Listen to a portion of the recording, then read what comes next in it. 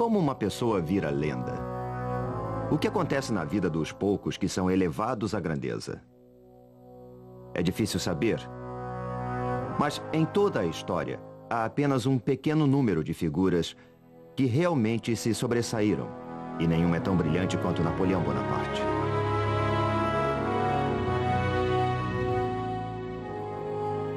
Este é o sepulcro do mais famoso líder do mundo. Um dos homens mais interessantes e complexos que já viveram. E uma das pessoas que mais admiro.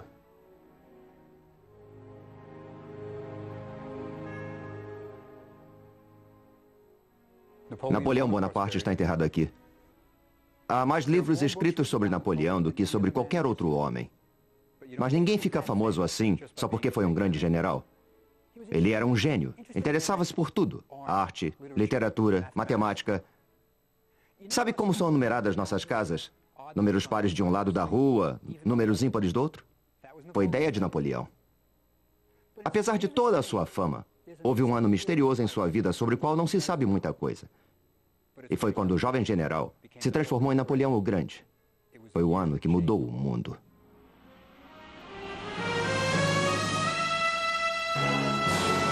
A obsessão de Napoleão.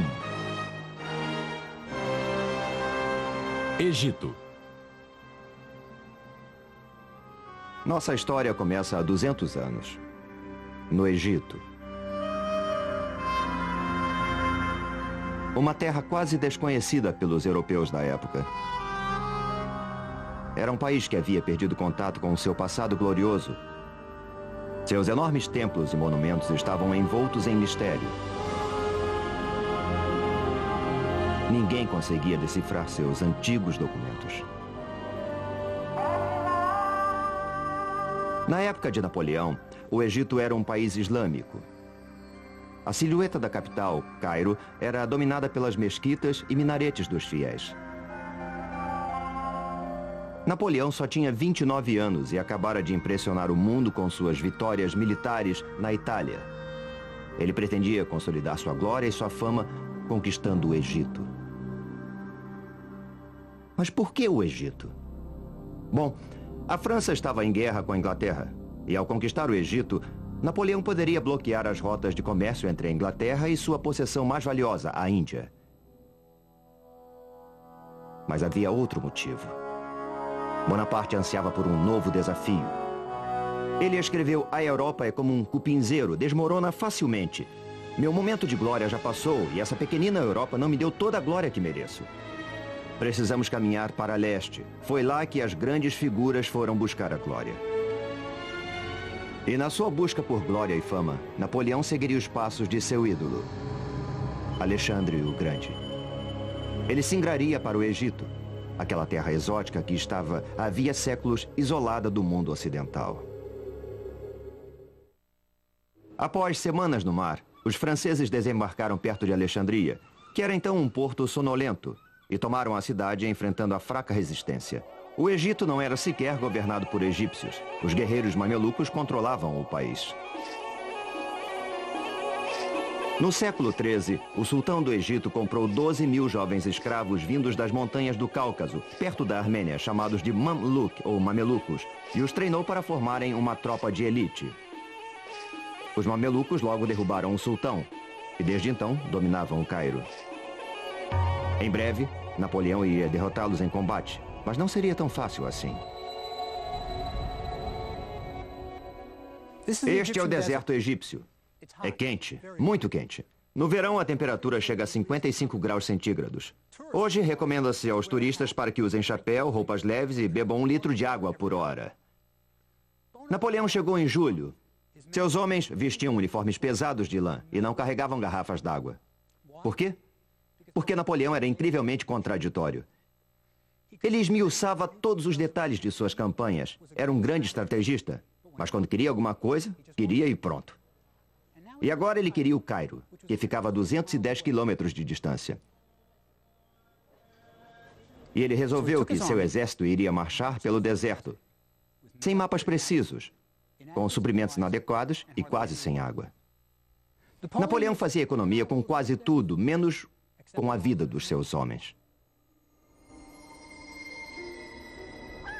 Ao atravessarem o deserto, o calor era insuportável e as tropas começaram a despir seus uniformes.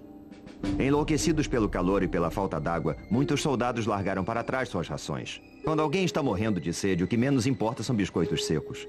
Durante a marcha sobre o Cairo, a poeira arranhava suas gargantas e a areia queimava seus pés. Para piorar seu sofrimento, eles viam brilhando à distância lagos e poças que, de fato, não estavam lá. Os soldados chamavam essas ilusões de miragens, uma visão falsa. Atormentados pela possibilidade de beber água e descobrir que era uma ilusão, alguns homens perderam a razão e se suicidaram. Os poços que eram realmente encontrados eram esvaziados em questão de minutos. O sargento François registrou: mais de 30 soldados morreram em volta daqueles poços. Quando os soldados finalmente chegaram ao Nilo, debandaram e se atiraram na água. Alguns caíram na água com suas roupas e armas, boiando e nadando durante horas, bebendo quanto podiam. Em seguida, empanturraram-se de melões que encontraram em plantações próximas. Quando atingiram o Cairo, muitos sofriam de disenteria. O exército havia deixado a costa do Egito há 3 semanas e agora se preparava para a batalha. A linha de defesa dos mamelucos ficava a cerca de 1,5 km dos franceses. Atrás deles estavam as grandes pirâmides. À esquerda, as mesquitas brilhavam na silhueta da cidade do Cairo. Às 2 da tarde, no auge do calor do dia, o exército francês se preparou para enfrentar os mamelucos. E os mamelucos não eram cavaleiros comuns. Eram uma força de elite, orgulhosa e destemida. Eles acreditavam que se morressem em combate, iriam diretamente para o paraíso. Suas tumbas eram grandes e elaboradas.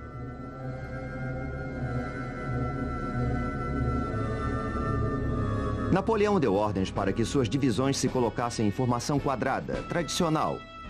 Rifles apontados para fora, suprimentos e cavalaria ao centro e artilharia nos 4 cantos. A Batalha das Pirâmides foi inédita. Pela primeira vez na história, um exército profissional europeu enfrentava uma força oriental de elite. A batalha poderia ser intitulada O Leste enfrenta o Oeste. Os mamelucos estavam preparados e confiantes. Trajando roupas exóticas e armados com punhais, rifles, machados de batalha e pistolas, os mamelucos pareciam uma força imbatível.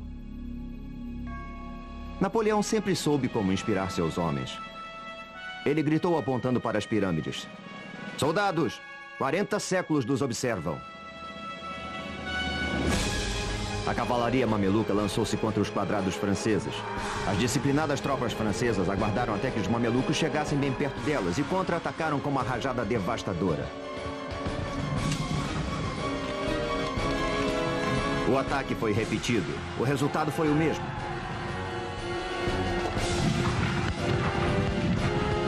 Os cadáveres dos mamelucos cobriram o campo de batalha. Os despojos pertencem ao vencedor e os soldados franceses estavam decididos a pilhar. Eles limparam os mamelucos caídos de suas joias, ouro, prata e recolheram suas belas armas. Era o prêmio que recebiam por tudo que tinham sofrido.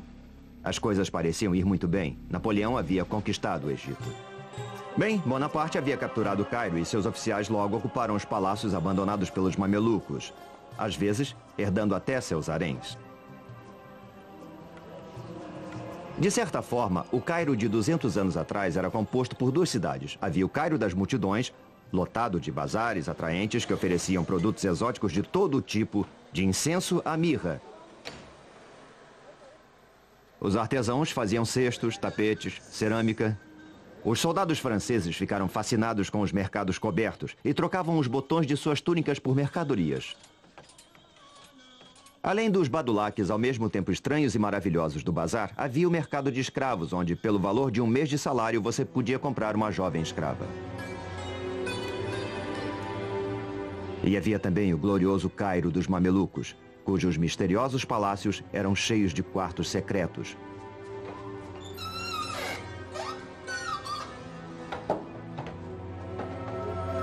Onde as mulheres enclausuradas no harém observavam através de grades os homens falando e comendo.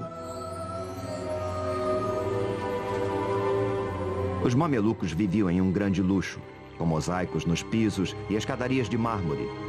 alabastro e granito polido. Havia um banheiro em cada andar e as janelas eram de vidro. Napoleão ocupou a casa de um dos mamelucos que haviam fugido do Cairo. Mas havia mais do que palácios e luxo. Napoleão teve que enfrentar o fato de que os egípcios, pobres ou ricos, eram unidos por uma única coisa: uma devoção total por sua religião, o islamismo. E Bonaparte, que era pragmático, anunciou: "Eu não sou cristão, e meu exército e eu queremos nos converter ao islamismo." Foi uma atitude muito louca. É como se o presidente dos Estados Unidos chegasse ao Cairo e anunciasse que ele e toda a sua comitiva iriam abraçar o Islã. É incrível. Mas é claro, é preciso lembrar que Napoleão acabara de vivenciar a Revolução Francesa. Ele era um radical e dizia coisas que nenhum outro general no mundo ousaria dizer. Mas havia um certo problema com a conversão em massa. Os islamitas não bebem álcool e todos os homens são circuncidados. Duas propostas que não eram exatamente do agrado dos soldados franceses. Com o exército acampado no Cairo, Napoleão deve ter ficado feliz. Ele acabara de derrotar os mamelucos e era o dono do Egito. Mas foi então que ocorreu um desastre. Napoleão, de fato, havia derrotado os mamelucos e se apossara do Egito. Mas sua sorte não duraria muito. Nesta baía em Abukir, na costa mediterrânea do Egito, Napoleão se depararia com o desastre. Sabe, ele não estava sozinho. A frota britânica, comandada pelo maior almirante da Inglaterra, Horatio Nelson, andava procurando seu inimigo, os franceses. E ele conseguiu finalmente encurralar sua presa em Abukir. O almirante francês queria levar sua frota para um porto mais seguro. Mas Napoleão insistiu que ela permanecesse em águas egípcias. Foi uma decisão que iria lhe custar caro. Isso porque a Baía de Abukir é um pesadelo para qualquer almirante. Uma baía rasa e sem proteção, que só é utilizada hoje por pescadores. E mesmo eles jamais sonhariam com passar a noite aqui, muito menos passar um mês ancorados neste local. O almirante francês Brie ancorou sua frota o mais perto da costa que ele julgava possível e mandou apontar todos os canhões para o mar aberto, prevenindo-se para o caso de Nelson vir a atacar, que foi exatamente o que aconteceu. Às 2 horas da tarde do dia do 1º de agosto, Nelson viu a frota francesa inteira ancorada na Baía de Abukir. Se ele parasse para aguardar o restante de sua frota, teria que esperar umas 6 horas para atacar. Ele só podia contar com 2 horas antes de o sol se pôr. Mas mesmo assim, Nelson resolveu se engajar na batalha naval mais espontânea de toda a história. Os franceses esperavam que os ingleses fossem respeitar as normas tradicionais de combate e aguardar o nascer do sol para alinhar seus navios, em oposição aos navios franceses, e abrir fogo contínuo, até que um dos lados se rendesse. Mas Nelson resolveu romper com todas as normas e partiu direto para o ataque. Quando a frota britânica chegou mais perto da linha dos franceses, ficou claro que eles poderiam se meter entre a costa e os navios franceses que estavam ancorados. Os franceses não podiam imaginar que seriam atacados da praia, por isso não tinham nenhum canhão apontado naquela direção. E assim viraram alvos estáticos sem defesa. A batalha atravessou a noite e o rugir dos canhões e os gritos dos feridos e moribundos encheram o ar.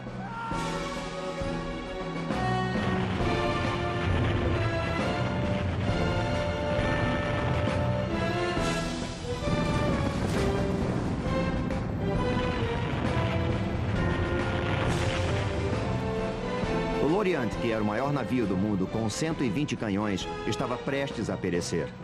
Estava em fogo e havia sido pintado recentemente, o que fazia com que fosse ainda mais inflamável. Quando o fogo atingiu seus paióis de pólvora, ele explodiu e o estrondo pôde ser ouvido a 80 quilômetros dali. Era o som mais forte que eles já haviam escutado. E os marinheiros de ambos os lados sustaram o combate por 10 minutos. Quando a batalha terminou, Nelson declarou: "Vitória não é uma palavra forte o suficiente para descrever esta cena. Foi a batalha mais decisiva da história naval. Foi a Pearl Harbor de Napoleão." Nelson era estritamente um marinheiro e não tinha intenção de lutar em terra. Ele destruíra os navios de guerra de Napoleão e a partir de então seria difícil para os franceses receber suprimentos ou reforços de tropa da França. Ele comentou secamente: "O exército deles está numa enrascada e não vai conseguir sair dela." E ele zarpou dali, deixando os franceses encalhados no Egito.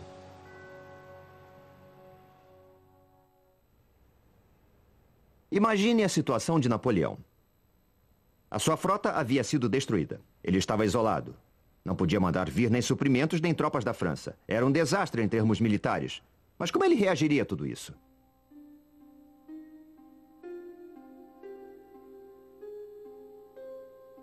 Ele funda um instituto de estudos científicos no Egito. Ele não é um soldado como os outros. Ele é um general com uma tremenda força de vontade e enorme habilidade intelectual.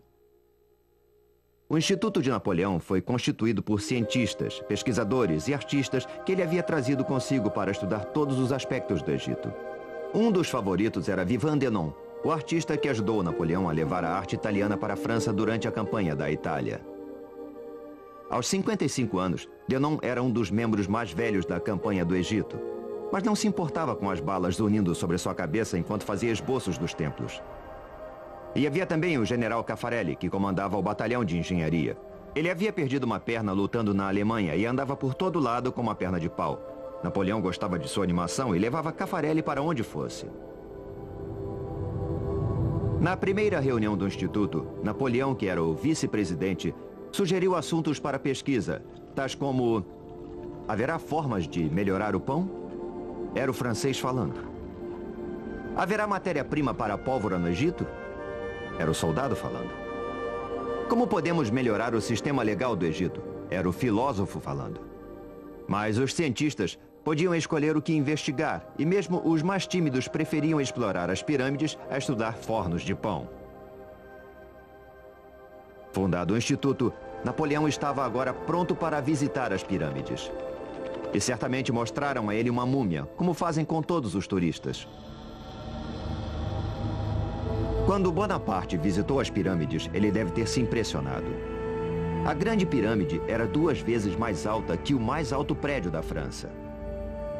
Até a construção da Torre Eiffel, ela era a construção mais alta do mundo. Napoleão mandou que alguns de seus soldados escalassem a Grande Pirâmide, mas ele ficou na base.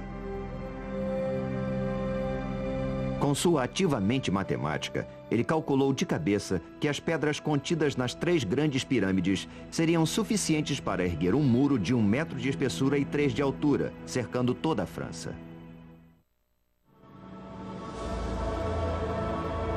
Enquanto Napoleão sonhava em construir um império oriental, seus problemas se avolumavam em Paris.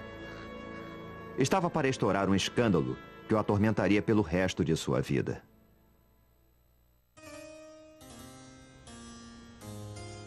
Antes de sair da França rumo ao Egito, Napoleão havia se casado com Josefina, uma viúva mais velha do que ele, que tinha péssima reputação.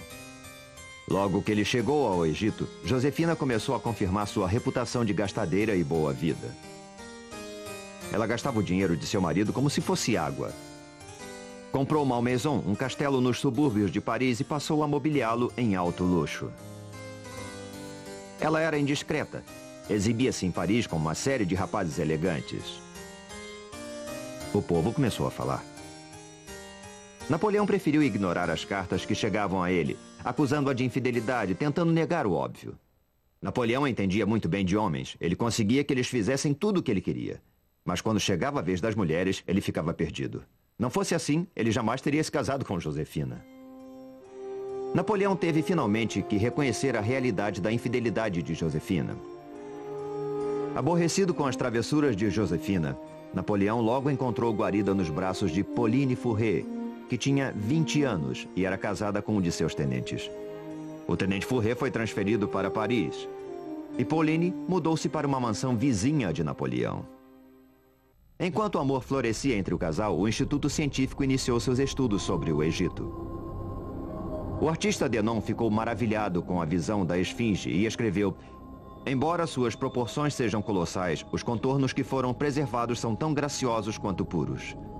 A expressão da face é gentil, graciosa e serena. A boca, com lábios grossos, tem uma curva sensual e um acabamento realmente admirável. É como se ela estivesse viva. Denon queria ver o restante do Egito e acompanhou o exército francês que perseguia os mamelucos ao sul. Ele seria o primeiro europeu a fazer imagens dos monumentos do sul que remontam ao passado remoto do Egito. Ele teria sorte de se maravilhar com os grandes templos, em Karnak e em Luxor. de desenhar as misteriosas esculturas do Vale dos Reis e de apreciar os colossos de Memnon. Ele registrou tudo. Seu único receio era não ter tempo ou materiais em quantidades suficientes. E, de fato, os seus lápis terminaram e ele resolveu o problema derretendo balas de chumbo e improvisando. Em inglês, a expressão lápis de chumbo persiste até hoje. Encantado com as antiguidades do Egito, Denon sempre pedia aos soldados mais tempo para desenhar os templos e as tumbas. Ele foi o primeiro artista profissional a entrar no Vale dos Reis, o lendário local de sepultamento dos faraós do Egito. Denon nunca havia visto uma paisagem semelhante. Um vale isolado de uma brancura que brilha ao sol, completamente estéril, e com o que pareciam ser cavernas cavadas nas encostas cheias de detritos. As tumbas dos reis ficavam lá dentro. Ele quase se desesperou tentando registrar as pinturas das tumbas com suas cores vibrantes. Como é possível abandonar estas preciosidades sem fazer um registro delas? Como retornar sem um desenho para mostrar? Eu implorei por um quarto de hora. Me deram 20 minutos. Uma pessoa segurava uma fita métrica sobre cada objeto para qual eu apontava, e eu pude terminar minha tarefa com graça e perfeição. Denon não era o único cientista que trabalhava no Vale dos Reis na ocasião. 2 dos membros mais jovens do Instituto, René de Villiers e Prosper Gelois, estavam lá também, aproveitando-o ao máximo.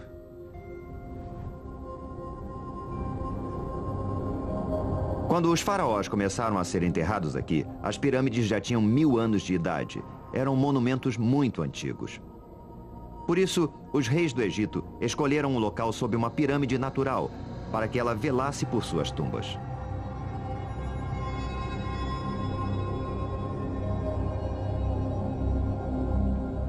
Os 2 jovens engenheiros, alegres e em busca de aventuras, subiram do Vale dos Reis para outro vale, onde não havia tumbas pelo que se sabia.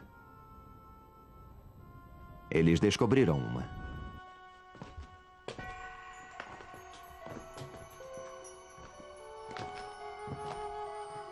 Depois de se espremer por passagens descendentes, eles chegaram a um canal profundo, projetado para proteger a tumba da água, caso chovesse, o que era raro. E lá eles se depararam com o dono da tumba. Mas eles não sabiam quem era ele. Ainda decorreriam 20 anos antes que se pudesse decifrar os hieróglifos e ler os nomes. Nossos jovens amigos haviam descoberto a tumba de Amenhotep III, um dos maiores reis do Egito. Foi ele quem ergueu alguns dos mais importantes monumentos do Egito.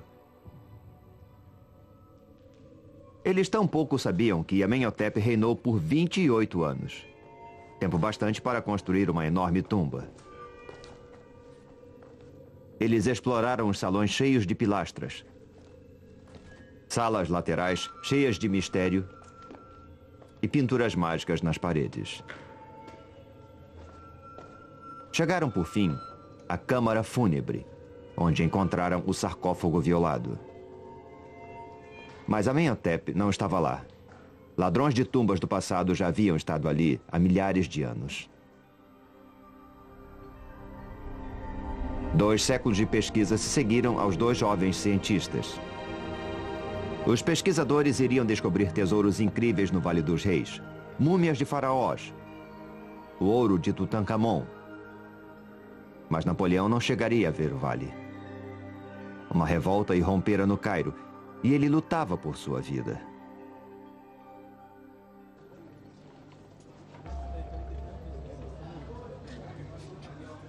Assim como hoje, os egípcios se reuniam nas casas de café do Cairo para fumar e beber o forte café turco. Nem pensar em leite por aqui. A conversa era sempre sobre política e sobre a invasão francesa, mas os sussurros eram de revolta. Napoleão começava a perder controle sobre a cidade. Durante o tempo todo, Bonaparte tentou convencer os egípcios de que ele era um islamita, como eles, amigo deles e seu libertador. Eles nunca acreditaram nele. Além disso, os impostos que ele impusera para financiar seu exército os asfixiavam. E ainda havia outros problemas. Um escritor árabe da época anotou: a presença dos franceses no Cairo era intolerável. Especialmente quando os egípcios viam suas próprias mulheres e filhas caminhando pelas ruas sem véus, parecendo serem de propriedade dos franceses, com quem eram vistas em público e com quem dormiam. Perante esses fatos, os islamitas morriam de vergonha. A revolta começou a ferver. Os líderes religiosos do Cairo pregavam de seus púlpitos contra os infiéis franceses, e no dia 21 de outubro, espolcou a revolta. Um dos líderes religiosos gritou que todos os que acreditam num único Deus se encaminhem para a mesquita de Al-Azhar. Hoje é o dia de lutar contra o infiel. Às 6 da manhã, os fiéis do Islã já estavam correndo pelas ruas apinhadas do Cairo, carregando paus e mosquetões. Não demorou muito e pequenos grupos de soldados franceses foram atacados e o general Dupay, que comandava a região do Cairo, foi morto. Napoleão, enfurecido, ordenou de seu quartel-general que todos os canhões da cidadela fossem apontados para a mesquita de Al-Azhar e que abrissem fogo sobre ela e tudo que houvesse ao seu redor. O canhonaço durou 12 horas.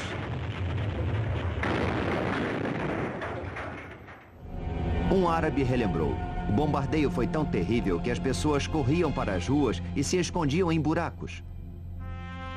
Finalmente, os egípcios escondidos na mesquita se entregaram.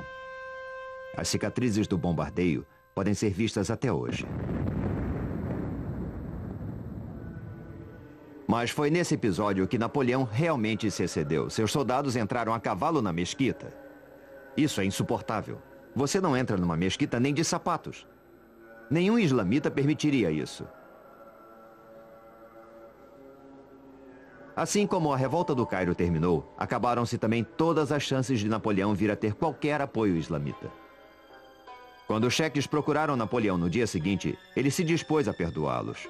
Ele até encomendou um quadro onde aparecia perdoando os líderes da revolta. Eu sei que muitos de vocês foram fracos, mas prefiro acreditar que nenhum de vocês seja culpado. Mas quando os cheques saíram, Napoleão ordenou que todos os que haviam participado da revolta fossem presos e levados para o quartel-general do exército na cidadela. Lá, em segredo, de madrugada, os rebeldes foram decapitados e seus corpos lançados ao Nilo. Napoleão estava aprendendo a se comportar como um ditador oriental. Napoleão só havia passado 4 meses no Egito, mas muita coisa já havia acontecido. Ele derrotara os mamelucos, estabelecido um instituto científico, perdido toda uma frota, esmagado uma revolta e descoberto que sua esposa, Josefina, o traía. Agora ele enfrentava outro problema. Os turcos estavam concentrando tropas na Terra Santa. Bonaparte resolveu marchar até lá e destruí-los antes que eles se tornassem uma ameaça séria contra ele. Seu exército passou por muitas vilas, sem sofrer resistência, e chegou a Jaffa, que hoje é um subúrbio de Tel Aviv. Por trás dos muros da cidade, 3.000 soldados turcos uniram-se aos cidadãos para resistir. Napoleão bombardeou a cidade com tudo o que tinha. Finalmente, ele enviou emissários para negociar as condições da rendição. Mas os turcos mataram os emissários e mostraram suas cabeças do alto das fortificações. Quando as tropas francesas conseguiram, por fim, tomar a cidade, foram à loucura. Napoleão anotou em seu diário: a fúria dos soldados estava no seu auge. Todos foram mortos na espada. Ao ser saqueada, a cidade experimentou os horrores de ser arrasada. O massacre foi terrível. Os soldados viraram animais, enfiando baionetas em velhos e bebês, estuprando meninas ainda presas aos braços dos cadáveres de suas mães, enquanto o ar se enchia com os gritos de piedade dos doentes e dos velhos. Mas isso foi só o princípio. Nem sempre esta praia foi cena de diversão familiar ou de natação. Quando Napoleão esteve aqui, 3.000 soldados turcos, aos quais os oficiais de Bonaparte haviam garantido tratamento de prisioneiros de guerra, renderam-se. Quando Napoleão viu seus oficiais retornando com milhares de prisioneiros, perguntou: o que vou fazer com eles? Escoltar os prisioneiros de volta ao Cairo mobilizaria um número enorme de soldados. Absorvê-los no exército seria muito difícil. Alimentá-los? Impossível. Libertá-los? Impensável. Aconteceu uma coisa terrível aqui há 200 anos. Napoleão mandou matar 3.000 prisioneiros turcos. Eles foram ordenados a marchar até a praia e os franceses abriram fogo. O mar ficou logo vermelho com tanto sangue. E os soldados receberam ordens para usar baionetas, para economizar munição. Um massacre assim jamais ocorreria na Europa. Mas Napoleão não estava na Europa. Ele estava se comportando como um déspota oriental. E sabe, foram precisos 3 dias para matar todos aqueles prisioneiros turcos. E até mesmo os turcos que nadaram para ilhotas distantes foram caçados e mortos à baioneta para economizar balas. Napoleão precisava de toda a munição que ainda tinha. Seus problemas estavam apenas começando.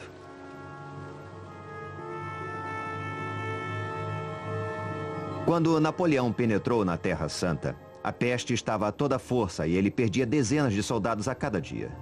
Para minorar o sofrimento de suas tropas, Napoleão abriu um hospital em Jaffa, que ficou logo atulhado de vítimas. Todos estavam aterrorizados com a peste. A doença vinha havia séculos dizimando países inteiros. Ela parecia não ter origem e ninguém sabia o que a causava.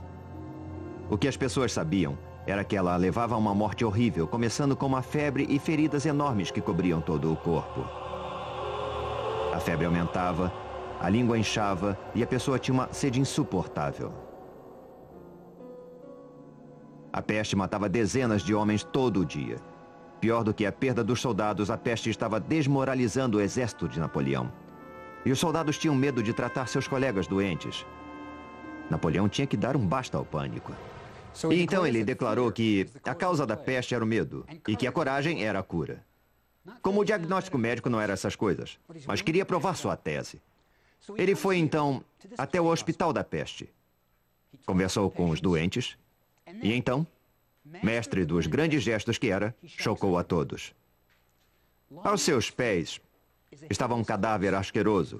O uniforme do soldado estava manchado pelas pústulas que haviam estourado. E o que ele fez?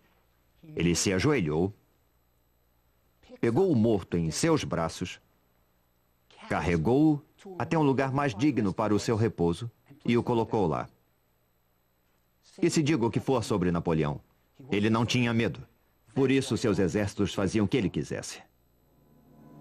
Mais tarde, Bonaparte faria com que esse evento fosse imortalizado numa pintura, onde o soldado morto é mostrado vivo e o hospital aparece bem mais majestoso do que realmente era. E a lenda crescia. Por mais horrível que fosse, a peste não era o maior inimigo de Napoleão. Esse ainda estava por aparecer. Quando o exército de Napoleão chegou à cidade de Acre, teve que enfrentar um dos tiranos mais cruéis da Terra Santa, o Pachá de Dzejar, que era conhecido como o açougueiro, porque a maioria de seus serviçais era mutilada, faltava-lhes uma orelha e um olho, punição por erros. O forte do Pachá, que defendia a cidade de Acre, tinha uma posição privilegiada, com apenas um dos seus lados pesadamente fortificado, virado para a terra. Isso foi um aspecto crucial na batalha que se seguiria. Porque, veja, há apenas 2 táticas básicas quando o inimigo está protegido por um forte. A, acampar em torno do forte e esperar que o inimigo morra de fome. E B, assaltar o forte. Mas Napoleão não poderia matar o Pachá de fome, porque a frota inglesa, também sua inimiga, navegava até o forte e supria Dzejar com todas as provisões que necessitasse. Só restava o plano B, assaltar o forte. Mas isso também tinha lá seus problemas.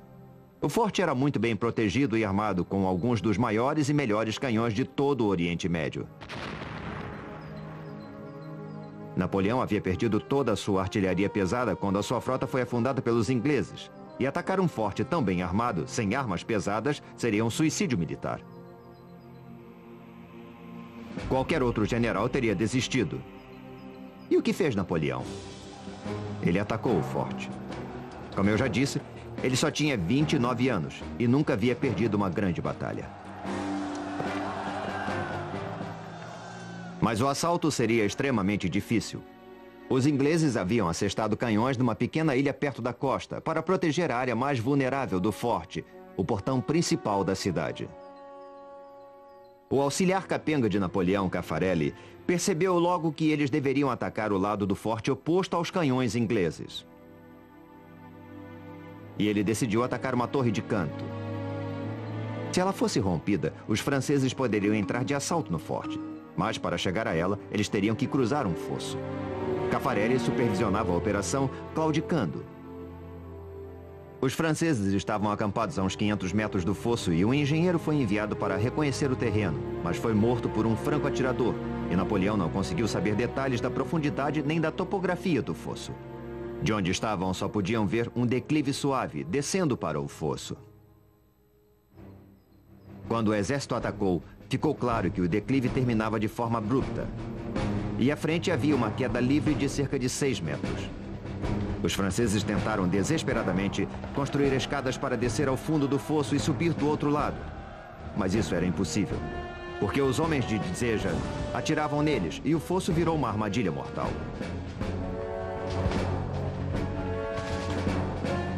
Napoleão odiava situações de sítio porque as tropas eram forçadas a atacar uma pequena área. Ele gostava de batalhas que envolvessem movimentos de tropa, onde sua estratégia genial pudesse ser utilizada. O sítio não era o seu esporte predileto. E suas tropas começavam a ficar sem munição.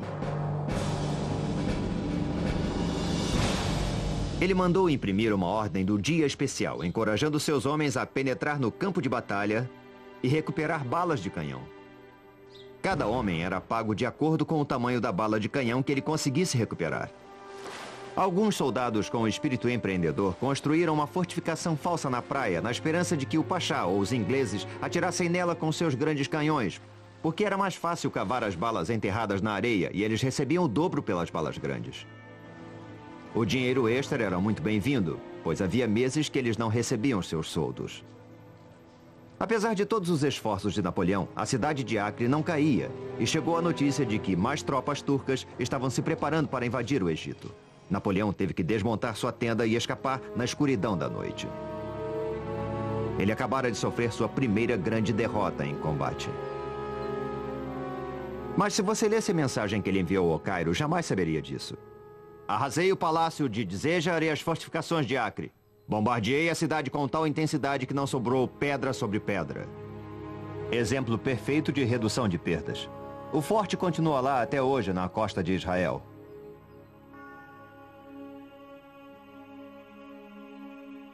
Mas ele não podia esconder as baixas. O auxiliar predileto de Napoleão, o Caffarelli, de uma perna só, teve o braço esmagado por uma bala de canhão e morreu 18 dias depois. Ele está enterrado aqui. Enquanto a tropa marchava de volta ao Cairo, Napoleão matutava sobre decisões muito difíceis. Ele teve que abandonar muitos de seus homens cujos ferimentos impediam sua remoção. Os feridos que suportavam a viagem eram transportados em cavalos e camelos. Mas os canhões de campanha também tinham que ser puxados pelos animais e Napoleão não os tinha em número suficiente. Quando chegaram à cidade de Tantura, 22 canhões foram jogados ao mar, liberando mais cavalos e camelos para carregar os feridos. Um cirurgião chamado Larrey inventou uma ambulância sobre um cavalo. Napoleão caminhava. Quando a tropa atravessou Jaffa, onde os soldados turcos haviam sido massacrados, Napoleão teve que tomar mais uma decisão difícil. Os soldados do Hospital da Peste estavam doentes demais para serem removidos e os turcos estavam se aproximando. O pitoresco mosteiro armênio que abrigou tanto sofrimento está hoje em péssimo estado. De pé aqui, eu posso imaginar os gritos delirantes dos homens que aguardavam a morte. E foi nestes quartos que se desenrolou uma trama moral há 200 anos. Napoleão ordenou que os franceses que sofriam da peste fossem envenenados para não deixá-los serem torturados pelos homens de Dzéjar. O veneno foi ministrado pelo farmacêutico-chefe do exército que deliberadamente deu a cada paciente uma dose muito pequena, por isso alguns sobreviveram para contar a história. Tempos depois, Napoleão insistiu que o veneno havia sido colocado na cabeceira de cada paciente, para que eles o tomassem voluntariamente para morrer em vez de cair nas mãos do inimigo. Quando o exército se aproximava do Cairo, Napoleão ordenou uma parada. Ele tinha um plano. Os feridos foram deixados em povoados fora da cidade. Os saudáveis entraram em formação e com as bandeiras capturadas à frente e a banda tocando a toda altura, o exército entrou triunfal no Cairo, pela Bab el-Nasser, o Portão da Vitória. Ele não só entrou pelo Portão da Vitória, como renomeou suas torres com nomes de seus compatriotas. Ainda é possível ver as inscrições. Napoleão era um herói, ou pelo menos, Era essa a sua versão dos fatos. Ele sabia que a campanha do Egito estava perdida. Mas ele mesmo estava longe do fim. Napoleão compreendeu que a campanha do Egito estava perdida. Ele havia sido completamente derrotado em Acre. Perdia centenas de homens a cada dia por causa da peste e não tinha como obter reforços. Bom, se ele não tinha chegado à glória no Egito, talvez chegasse na Europa. Ele mandou chamar o seu subordinado direto, o general Kleber, ao forte em Roseta. Mas Napoleão não pretendia estar presente ao encontro. Quando Kleber chegou ao forte, Napoleão já estava a quilômetros de distância, na costa de Alexandria, a bordo de um navio. Ele iria abandonar o Egito para sempre. Ele não disse nada a Pauline, sua amante. Não contou ao exército. Não disse nada nem ao seu subordinado direto, general Kleber. Eu acho que ele não queria ficar frente a frente com Kleber. Ao invés disso, ele deixou um pacote que continha uma carta. Essa carta revela muito sobre o caráter de Napoleão. Aqui ele diz que notícias que recebera da Europa haviam forçado sua ida à França. E aqui embaixo ele diz: eu sofro ao ter que deixar meus soldados de quem tanto gosto, mas vai ser uma separação temporária. Boa sorte. Pobre Kleber. Passou a chefiar um exército dizimado pela peste, sem esperança de receber reforços. E ainda mais. Napoleão ordena que os impostos sejam cobrados e que prossigam as vitórias militares. Napoleão conseguira de novo. Ele deu uma aparência positiva ao seu próprio desastre militar. E o truque funcionou. Bonaparte voltou a Paris, não como um general derrotado que abandonara um exército dizimado. Ele voltou como um herói. Ele mandou que fossem cunhadas medalhas que o mostravam como libertador do Egito. E passou a comemorar vitórias que nunca existiram. Numa das medalhas, ele aparecia entrando no Egito como um imperador romano, numa carruagem puxada por 2 camelos. Bobagem total.